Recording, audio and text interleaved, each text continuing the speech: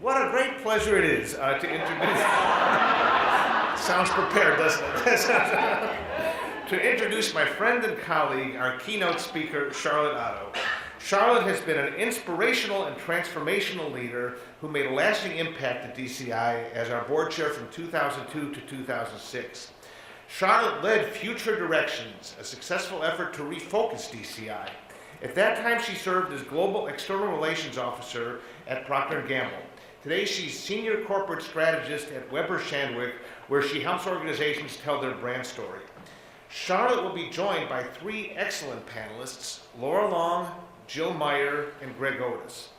Laura, as many of you know, served as Executive Director of the Cincinnati Business Committee from 1998 to 2007, where she skillfully coordinated a comprehensive development vision. Jill is a truly multifaceted young executive. She's our incoming board chair, partner in charge of Frost Brown Todd, and a member of many civic boards, all of which are listed on your handout. In fact, bios for each of our speakers are listed on the backside of the agenda. Greg is leading the facilitation of DCI's strategic planning effort and will be sharing some of our initial learnings in just a few minutes. Charlotte will begin with an overview of where we've been, our current business success and challenges, as well as several new urban trends that are very thought-provoking. She will then engage the panel in a lively discussion of the future of downtown and DCI. Finally, our panelists will take questions if we do not cover everything that is on your mind. Here is your opportunity, and someday when I'm off script and we have plenty of time, I could just tell you if there was really one person that we really owe everything that we see here today downtown, it's really Charlotte, having put everything together. I'm just delighted that she's here, and Charlotte, thank you for coming, and the floor is yours.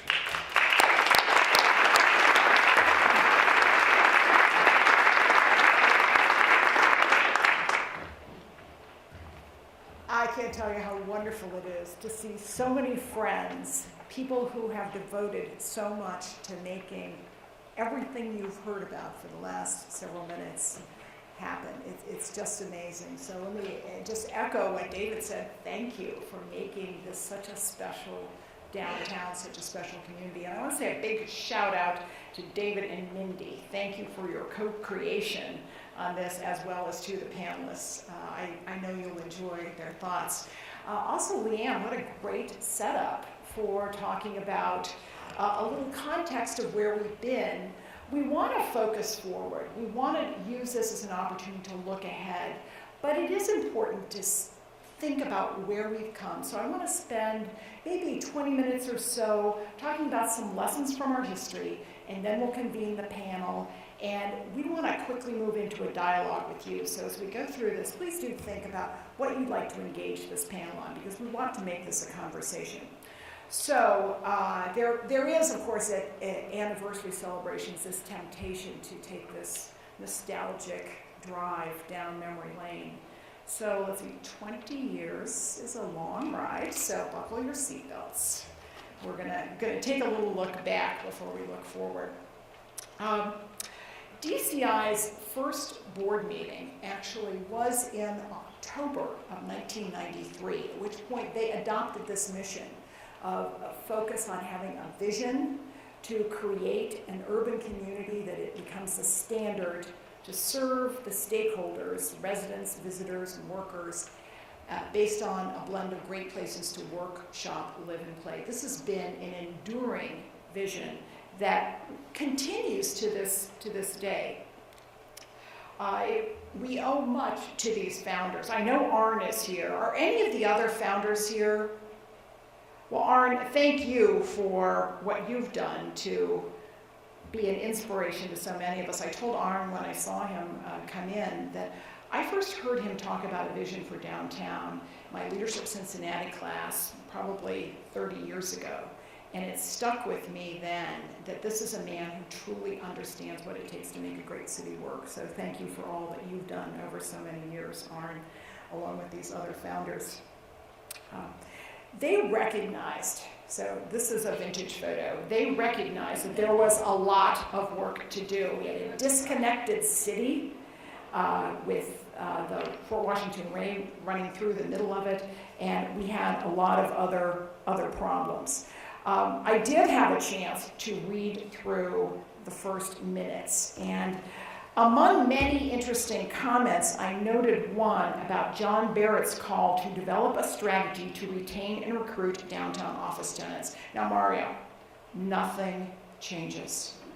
I think every meeting I've been in ever with John Barrett, he has talked about the important strategy to retain and recruit downtown office tenants. So, enduring, indeed, was that first group of leaders. Not long after that, in 1994, as David said, Dave Phillips became the CEO after retiring from Accenture, and Rick Greiwe became the Chief Operating Officer. And I'd just like to ask Rick to stand. Rick, where are you? Rick, thank you very much for all that you've done. And then there was this guy, Ginsberg, and he was the Vice President of Retail Development. I don't know if anybody's heard of him, but those were the first 3 employees of DCI. Much was accomplished during that first decade. I call out 2 things that I think were very, very important. One is DCI became the institutionalized advocate for the city. They became the go-to organization who is dedicated to advocating downtown interests and bringing people together around the importance of downtown. We take that for granted today. I mean, of course, that was a huge gap back in the early 90s. Nobody was really coalescing around how to make this a great urban center. The other thing that was critically important was the formation of the DCID, the Downtown Cincinnati Improvement District. It was the property owners who came together to fund DCI. And that was critical to having a stable, ongoing resources to do the work. So I'd like to give a hand to all the property owners who are here. Thank you for the support that you provide to DCI and have for 20 years through the DCID. Thank you very much. Now, how many of you were around in the 90s? Show of hands here. Okay, so most people will remember that it was not all so rosy back there in the 90s.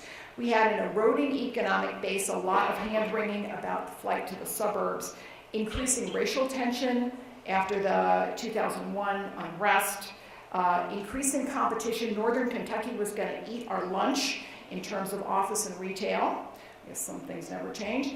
And there was inadequate capitalization. It seemed like nothing could happen. I served on the Riverfront Advisors. It seemed hopeless in terms of getting the banks started. We just didn't have the institutional capacity to do it.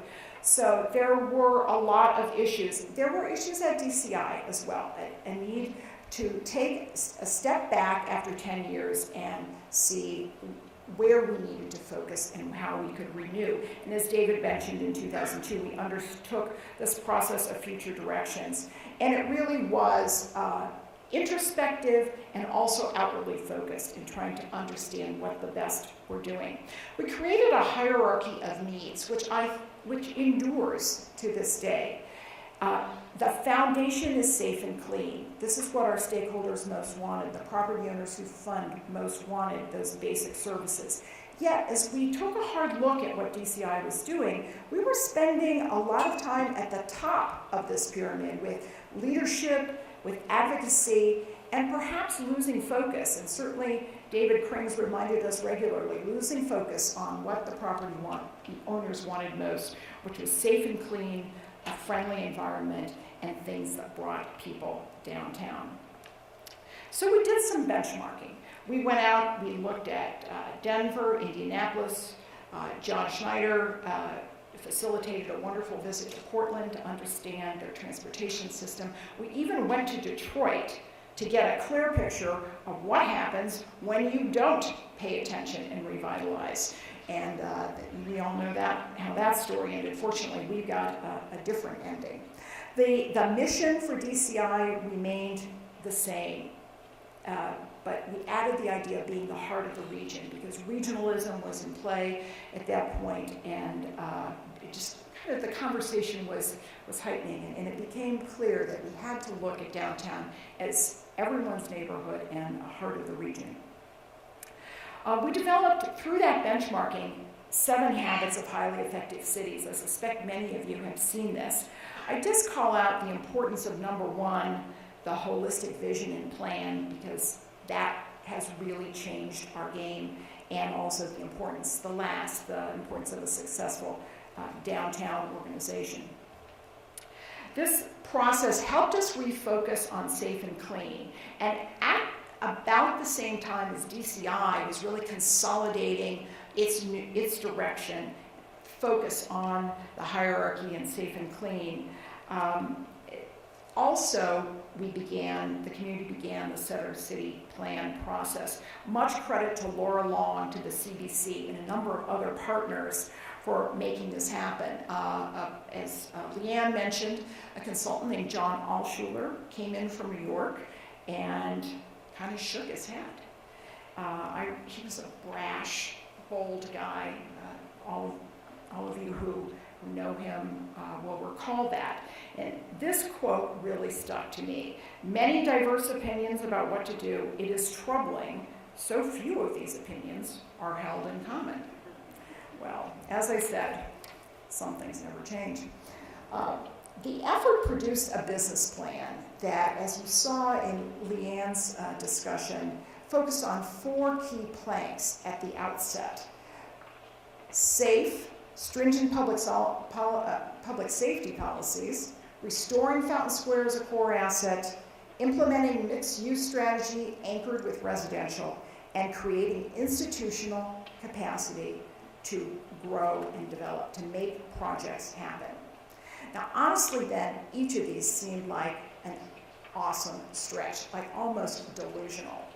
But I have to say that I've been away for a while, and to wander around downtown and see what has happened is truly extraordinary. It's delusion realized. Let me just click through the results in each of these areas very quickly. Perceptions of safety, as you can see on this chart that reflects the perception survey that's run every year, they've increased remarkably. And things like the creation of the Downtown Services Unit in partnership with the police chief, an increase in the DCID and DCI budget support for safe and clean from 17% in 2002, 17% to 50% today. Now that's putting your money where your mouth is. The expansion of the ambassador program from 6 to over 25. Again, a real commitment on the part of DCID. All of this contributes to one very important shift, something every brand builder would die for. And that's that last one, would recommend a visit. Now that's gone from a bit over 50% to nearly 90%. Now that is the power of endorsement and recommendation. It's pretty amazing. The second pillar of the Center City Plan was Fountain Square. Now let's remember back to 2005. This was Fountain Square. This was Fountain Square at noon. So this picture taken from the Westin at 12:15 p.m. Not exactly this. So this is Fountain Square now. I mean, a truly amazing transformation. Over 4,000 events on Fountain Square since the 2006 renewal, and over $275 million in private investment, catalyzed by the renewal of Fountain Square. Certainly it has been restored as a core asset of our community. In terms of mixed use, a lot of emphasis on amazing residential. And DCI has been a key part of this with the tour of living every year and the partnership with the Downtown Residents Council. Wonderful residential. It was exciting to hear what the mayor was talking about in terms of additional residential. The last piece is institutional capacity. And just a tip of the hat to 3CDC. It's certainly been critical. I was around at the beginning, and if you had told me then what 3CDC has done over the past 10 years or so, I would have just laughed. You know, not possible, but it has been done, and it really shows the power of a very smart plan, and as Laura would say, the power of setting the game board and then creating the capacity, the delivery system to deliver on the opportunity.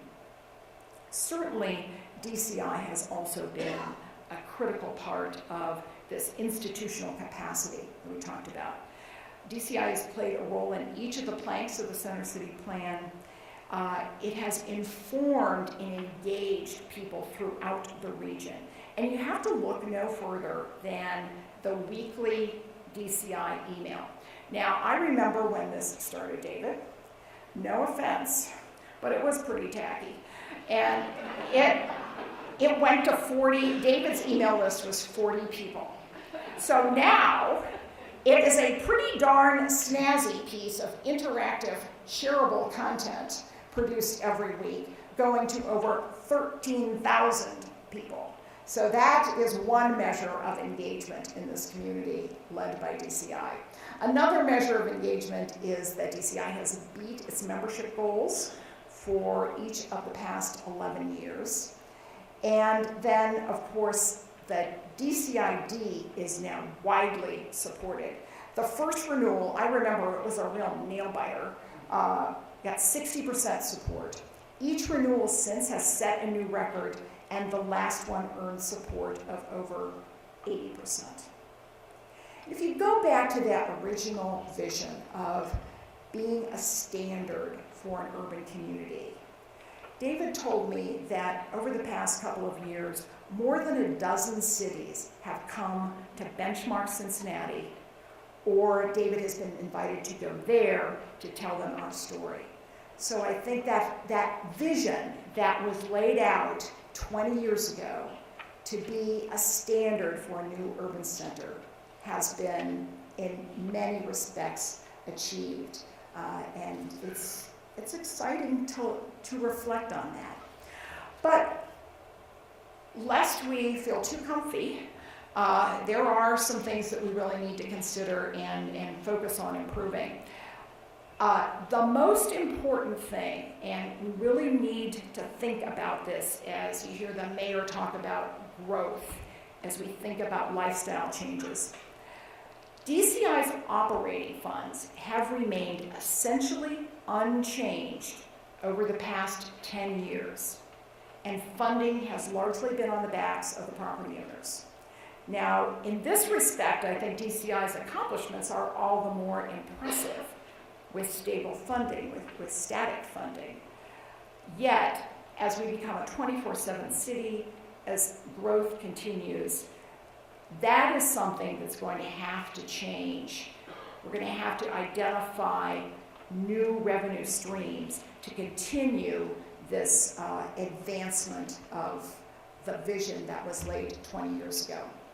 So that brings us up to today. Now, one of the benefits of a little distance, both in time and proximity, is an opportunity to have things be just a little bit clearer. So I want to share 3 things that I've observed stepping away and looking at the progress over particularly the past 10 years. The first is the importance of focus. Focus, know your space, focus. Do what you do well. This has been essential to DCI's success, and in a new strategic planning process, I hope again that we'll bring real focus to DCI's work. Second, partnership. We've also learned that partnership is critical. DCI has created partnerships, public, private, all sectors of the community. It's really a great model for a public-private partnership. This has to continue, and it's probably going to have to expand. So we look at ways to expand DCI's funding base. The third point is leadership. As we've said, DCI has benefited from amazing founders. You look at today's board, people devoted to downtown. Yet, there's been a seismic shift in leadership in this community. Virtually every civic, business, and public institution has new leadership. This means creating new relationships, and it means introducing or reintroducing DCI This is no small task. It can't be taken for granted. It can't be just assumed that people understand what DCI does and why it's important. So I challenged the DCI, DCID team to make sure that we have a very intentional program of connecting with new leadership and building on the history of partnership. So with that, let's focus forward. Let's spend the rest of our time looking at where DCI needs to go. It's interesting to note that every 10 years DCI seems to do this strategic planning renewal, so it certainly is time, and kudos to Greg for facilitating the process, and Jill carrying it forward in your new role as board chair, your reprise as board chair, right? As input to this process, we thought we'd take the rest of the time to get the panelists' thoughts, get your thoughts on what are the important considerations as we undertake this strategic planning process. I'm going to call the panelists up in just a moment, but I want to offer a little external perspective from the Progressive Urban Management Association's 2014 Global Trends Report. Some of the key things that are impacting American cities. The first really good news, center cities are back. Reurbanization is in full swing.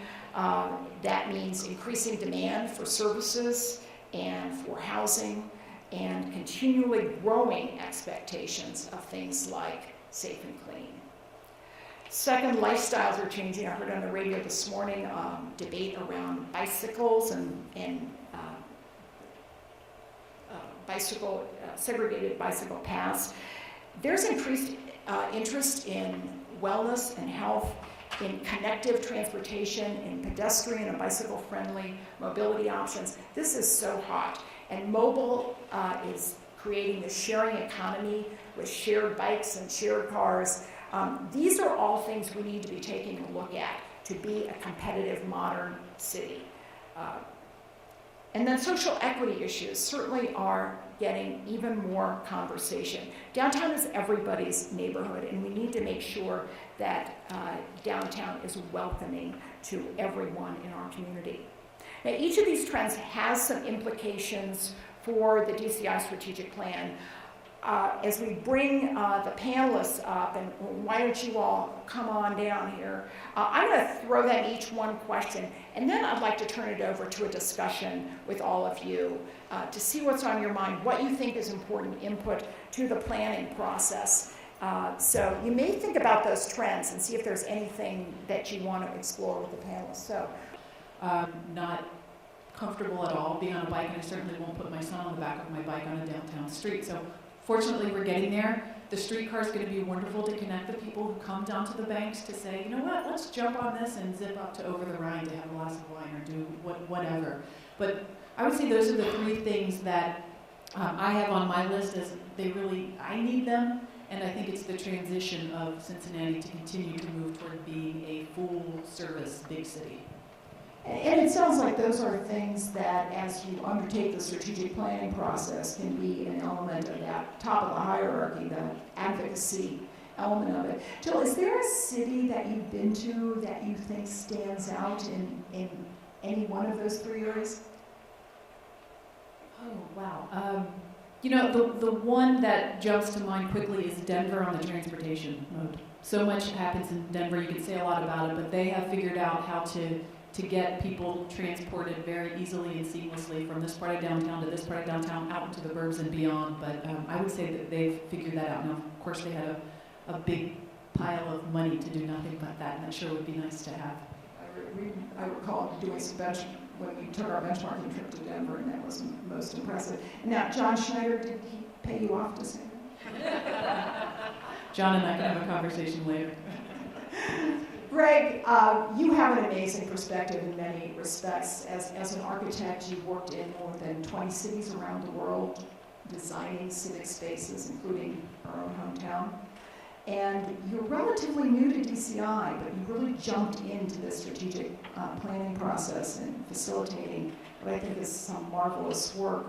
What has surprised you as you've gotten to know DCI and the work of DCI in the strategic planning process? being the only guy on stage.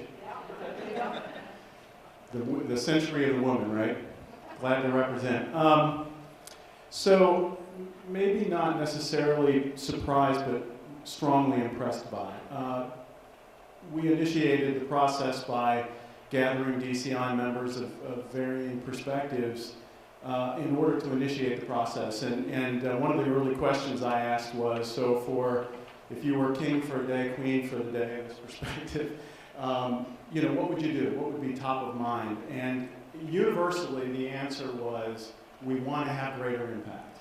We want to do more. And I think what's impressive about that is that the context of the progression that's happened over the last 10 years, the good work, as the metaphor says, as the tide has risen, right, all boats have risen, and so the perspective, the playing field, is new. So we have to stay with strong respect, as you suggest, to the focus, right, to the urban core. The central identity, as our mission on the placard suggests, is our unifying identity, still needs to be the single purpose. And I think you're rightly reminding us of David Crane's notion about focusing on the needs. We have said over and over in this early process that the value of the needs of the stakeholders should be where the principal center is. And the limitation is a double-edged sword. It allows us to focus, but it also limits the revenue stream. So we do need to find other opportunities to partner within the context of this environment. Another notion there is that, we're a bootstrap Midwest town. For every purpose that we need, we establish a nonprofit or an organization to lift that up. But yet we lack a certain, what I'll call congruence, a concord, bringing together those notions of disparate needs and different purposes to come up with a common view. So I think this early work, if there's any deliverable out of that early exercise, is certainly the desire to cast a new vision. As you said, every 10 years or so, yet as we know things are progressing faster, this is a different environment. It was not nearly as residential 20 years ago, and certainly 10 years ago. We were in a corrective mode. Downtown was a liability to our growth, and we have absolutely transformed that environment. Thanks very much to the backs of the commercial enterprise that is the DCID, yet it is limited. So we do need to think about ways to grow our revenue base and then join together. And I think as the one thing that DCI has is another thing, I guess, as an attribute, is that we are the central convener.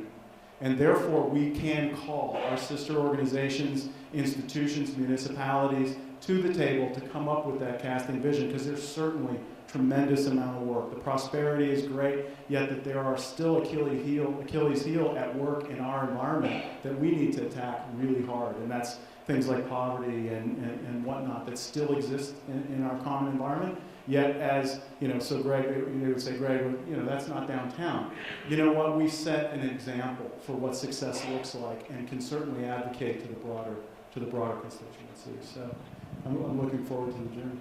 Wonderful. Well, thank you for your leadership. And I know you've seen cities around the world.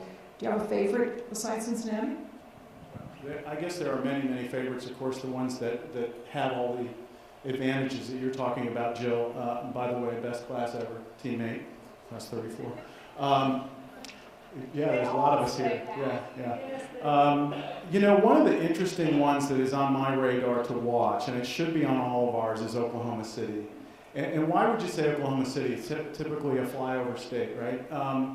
They have come up with a very interesting format of drawing together economic development, community development, planning, and chamber advocacy type organizations within a privatized format, and are extremely aggressively putting incentives in place that have all of those incentives wrapped into a common pro-development organization. I think there's something to that we should be considering, because it is drawing a great number of interest. So benchmarking, Oklahoma City. Good. Okay. Laura, you initiated the Center City Plan, which really changed the game for downtown without doubt. A lot of success. We just spent the last 20 minutes going through it.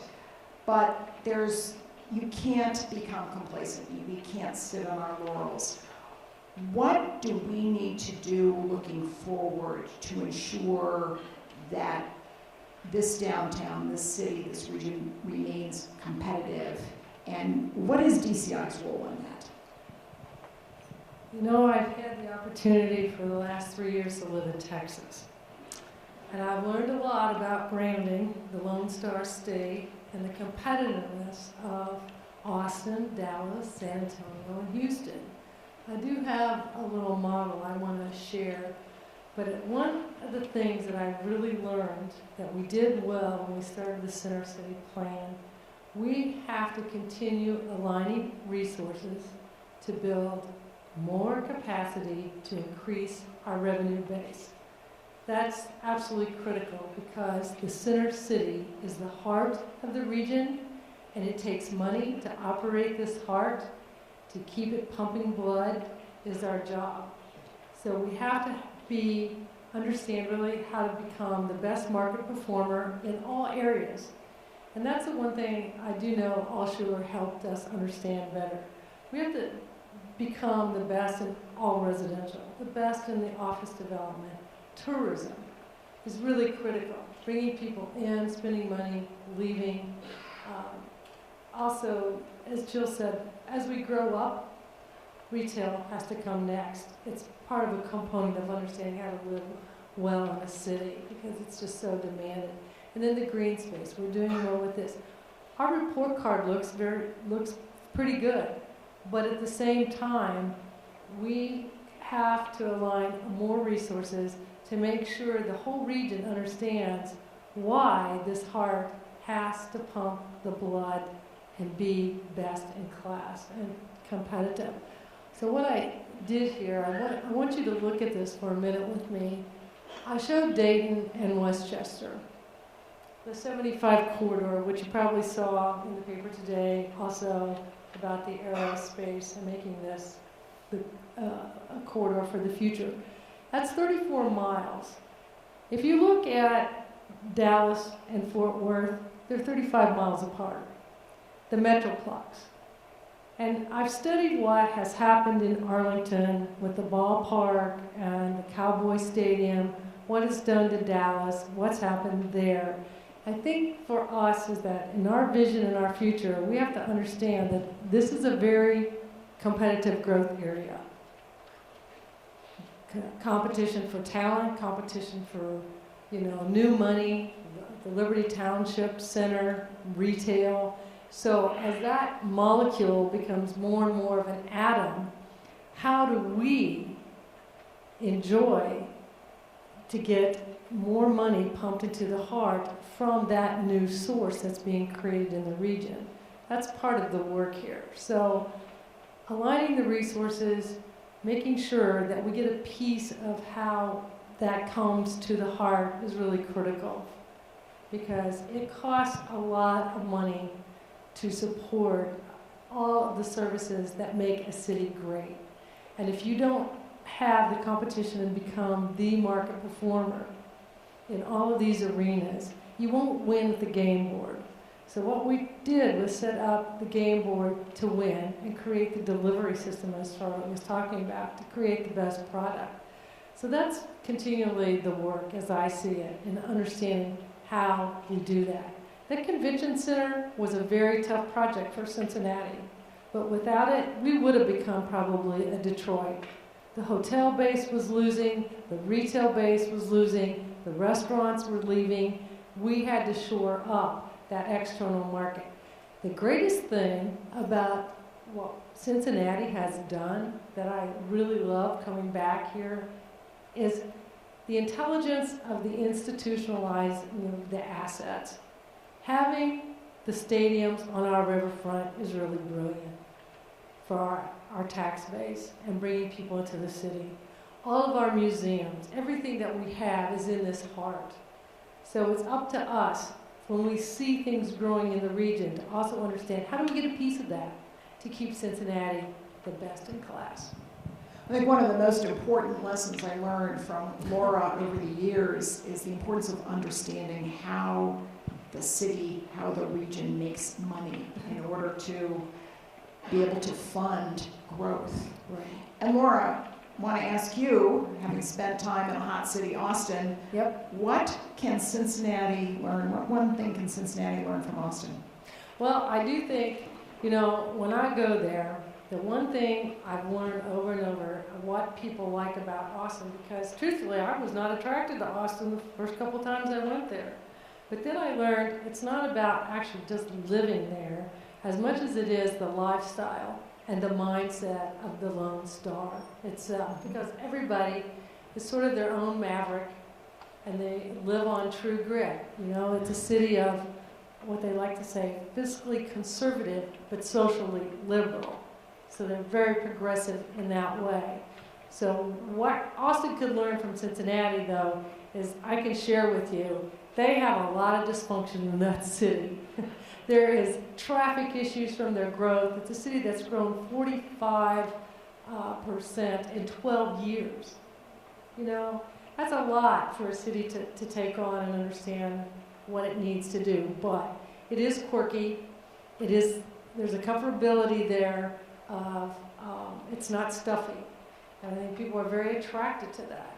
So, Great, good.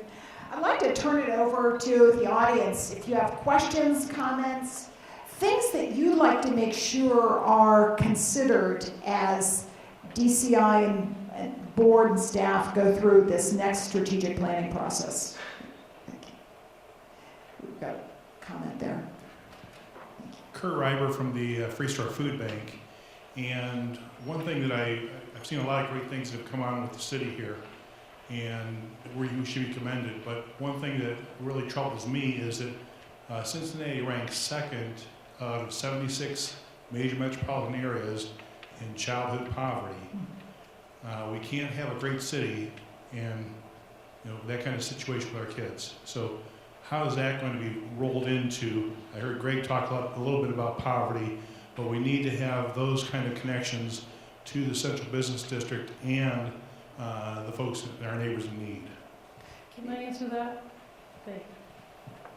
I'm glad you brought this up because this is where we were 15 years ago. The city was hemorrhaging. And every nonprofit would come to my office at the CBC and ask me for money. And I thought, wow. So if we aren't making money, as Charlotte said, we can't provide money. So this city's economic wealth equates to social health. So it is our job to grow new money for the city to offset every economic indicator. That's not where we need to be and want to be. So we do need to work on, the poverty issue, greater home ownership. We have work to do still left in the city. And these are some of the conditions that we just have to address. But we can't do it without making sure that Cincinnati is the best market performer to have money to support all of the social functions. So I've got a slightly different perspective, and that's not that we don't need new revenue. Don't get me wrong, but I believe that it's not about money, and it's not about intention. Right? We have more nonprofits in a city of our size than most cities. We can put organizations together and fund them like nobody's business. Right? The issue is that in my world, if you have as little execution, you get fired for not succeeding. You cannot solve the problems that have created this situation with the same mentality. It's going to take creativity, and it's going to take leadership, and it's going to take somebody saying, and I believe as conveners we can probably at least put this in the spectrum, that social equity is absolutely unacceptable. That with a number 3 pediatric institution like Children's in the country, yet that metric going from 3rd to 2nd to 1st, if we pass Detroit, has to be unacceptable, right? So it has to be on the radar, and it has to be the will of the collective to say that's unacceptable, and the Achilles heel of our community. And if that continues to happen, we are not going to continue to recruit the jobs that we need. Now, I don't mean to be a Debbie Downer, but nonetheless, we have to figure it out within the spectrum of casting a very positive view for the future. I agree, 100%. When I was saying, and basically when those many of the nonprofits came in, I always learned saying, "What's the new model here?" Because we needed a different model. Just to add quickly, Kurt, the Strategic Planning Committee has been very cognizant of that issue, and we're starting to have the conversations now about what is the next step. And one of the very good points that has been made is what DCI has done very well in its 20 years is that DCI is really for everybody in the community. It's not just for the big companies, it's not just for the social agencies, it really has been for everybody. And so there will definitely be efforts to figure out how all of us work together for the next 20 years. Thank you for raising the point. Wonderful, thank you. Yes. Is it Kelly? No, it's Amy. Amy, there we go. I'm struck, Charlotte, by the trends that you identified that were happening in other cities. And wondered if you and perhaps the other panelists have a vision of what a sharing economy would look like beyond bicycles in the Cincinnati area and perhaps the region. Zipcar? Zipcar, yeah, Zipcar's hot. Yeah, it is.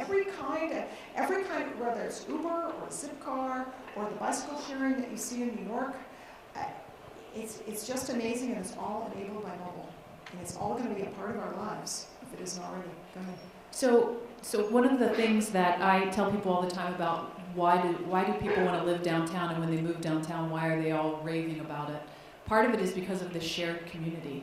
You move downtown, which appears to be a big city, yet the personal contacts and move forward that you work through is really what gives it its own Austin. DNA. It's what is that secret sauce that you really can't identify. Right.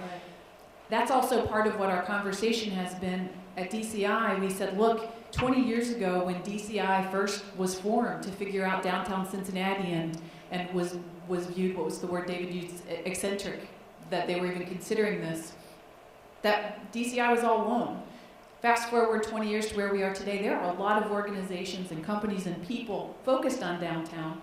That's an awful lot of intelligence and resource and energy all devoted toward this heart of the region. And so whatever we can figure out as far as sharing going forward, I think you will see it, hopefully, whatever that is, and I'm sure it's a lot of the people in this room. I'd say also that you still have to leave the downtown space to get everything you need if you were going to be a resident, right? So people could identify projects within the context of growing revenue and doing strategic projects that have the impact of Fountain Square and Washington Park and the like. We could get a convention hotel. We could cap over the rest of Fountain Square or Fort Washington Way. We can identify the projects, but yet if you don't sort of also engender an environment of development of the streetscape, of the amenities that are in there for what it is like to be in a serendipitous environment of life, then you probably haven't gotten all the way to the lifestyle sequence that Laura was talking about. And it's really, really hard to actually put it in a context way to understand truly why Austinites love Austin so much. And it's not because the city's so pretty, because it's really not. This city has a wow factor. You know, Austin does not have a wow factor, but it has a lifestyle of easiness and going to Lake Travis and Fredericksburg to the hill country. That's what they love about Austin. It's not just Austin per se, it's what is around Austin. We have another, yeah. Is that Rick back there? Sorry, we can't see. It is Rick. I would challenge the special approval that they consider other assessments or capital improvements to become clean, safe, and beautiful. We have the highest quality finishes on our rooftop parks you can't find anywhere in the country.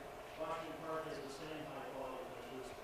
And we need to figure out a way to connect the riverfront with Washington Park, Finley Market, and have these beautiful green pedestrian ways that can be done with great canopy trees like you see in cities like Portland. So it's going to take, again, more resources. There's another way you can get more love from the property owners if they want to participate. But if there's not another assessment, maybe a special tax incentive to put street trees in. But I think that's our next challenge, to connect the dot and take advantage of the lifestyle change we talked about. The second big challenge, which is kind of beyond DCI and all of us, is how do we get some institutional investors to do dense, mid-rise, high-rise residential? We're going to be out of, B and C buildings real soon. They're all going to be renovated for apartments. But the lifestyle change and the city is back. We're going to miss those trends because it's going to be over in 10 years. All the empty nesters that are my age are going to make a decision in the next 10 years. So we have nobody in the playing field yet that have the capacity to do the kind of residential development you've seen in Charlotte, Portland, Austin. so that's Austin. You recall it was, Bank of America said we're going to do some high-rise condos, and they had the long-term view and build them. So we have to figure out how to get more institutional players to assemble the sites along the streetcar, and also on our riverfront that can really provide the product that's not being offered, and capture this huge trend to my age group and then young professionals who want to stay in the city. And probably the last thing is the school. We got the School for Reforming Arts. We're probably going to need an elementary school so the young professionals want to stay in downtown and not leave for the suburbs where they have kids. So those are my big three wishes. They're aspirational, but hey, that's us. Great input. And Rick, tell us your favorite city. Cincinnati. Yay. I think Portland is probably my favorite because of the transportation infrastructure, the beautiful street trees everywhere, and the amount of housing that has sprung up along their streetcar line. 12,000 units overnight in the Pearl District, and I think we have the same opportunity along our streetcar line because we did pick a great route. There's a lot of empty parking lots, a lot of capacity, but we just don't have the right tools in place to activate that quickly. So we'll have to think about how to do that. Great, thank you. One more question, one more comment. Input to the strategic planning process? Here we go. Hi, I'm new to Cincinnati, 3 months, and I want to say I love Cincinnati. Yay!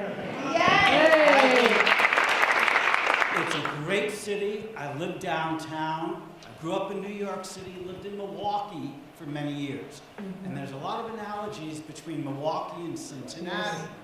Yeah. One thing I have to say is when I want to hear positivity about Cincinnati, it's always from people who have moved here from someplace else. And if I hear Maplethorpe or race riots again, I get angry because the past is the past. This is not that Cincinnati anymore. No. Just go to OTR, go to the banks, take a walk onto Walnut Street. This is a hip, happening, fun city. And everybody here has to realize that. The other point I would like to make, and this is a little insensitive, and I'm not a young man, I'm 64, so I'm not putting down older people, but leadership has to get younger and funkier. You talk about Austin, you talk about Portland, that really changes the city, and money and power is not quite the same as it was anymore. There's a lot of dot-com funk with a lot of money, and that changes the attitude of the city and what's going to be happening here. And I don't know how you change the leadership, but that would be a very interesting thing to do. So thank you very much. Great. And thank you for being here, and thank you for that reminder. So let's give those comments. That's great.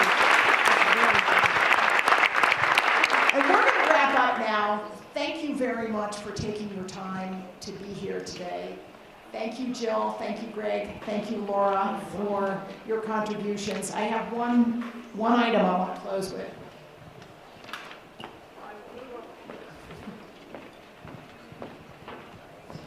Young man, come hither.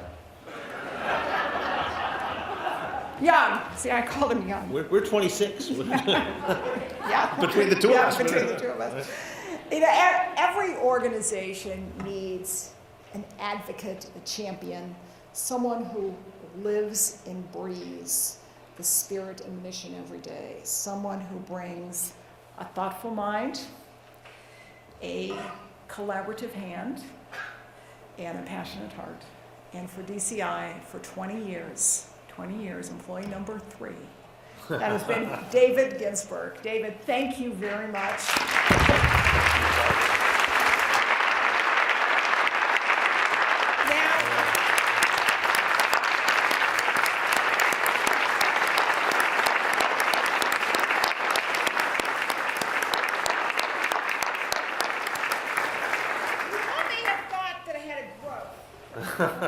It's not.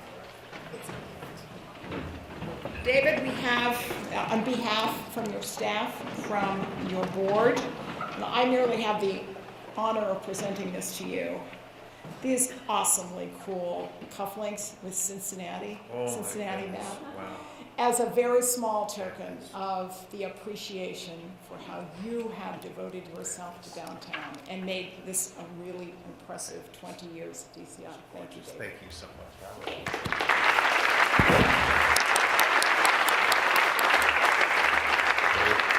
Well, that truly is touching. I'm 64. I think maybe this might be a signal that retirement is not too far down the road here, but it has been a wonderful 20 years, and really, as you're standing, I should be standing to all of you. There is nothing that this organization, nothing that I do, nothing that my staff does without the passion and the commitment and the support and the leadership and the wisdom of the board and of our members, and it has truly been 20 years. I just can't imagine a better way to spend a career. And even though I am a little bit over 60, I'm looking forward to another 20 years. So thank you so much for this. So again, thank you very much. Please help me thank Charlotte, Laura, Greg, and Jill once more for their insightful and thoughtful comments. There is no doubt Center Cities are back. I just have a few more things to say before we break for our reception, and I know we're in time for that. We introduced our new board members and officers to you, and now it's my pleasure to ask all of our former DCI board members and former staff to stand, and let's thank them for their guidance and wisdom over the past 20 years. So, let's end here.